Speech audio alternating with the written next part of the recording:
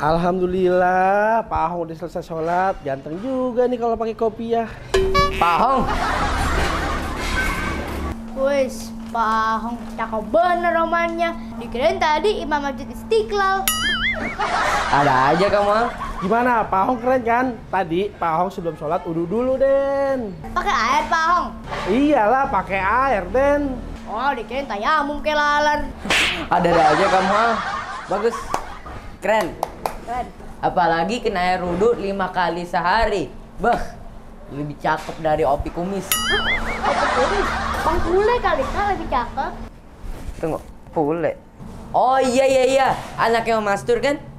Iya, kakak gimana sih kak podcast sendiri lupa sendiri. Itu tayang kapan ah? Makanya nonton terus Sky NR supaya nggak ketinggalan videonya. Kan channel itu kan bertabur bintang. Keren.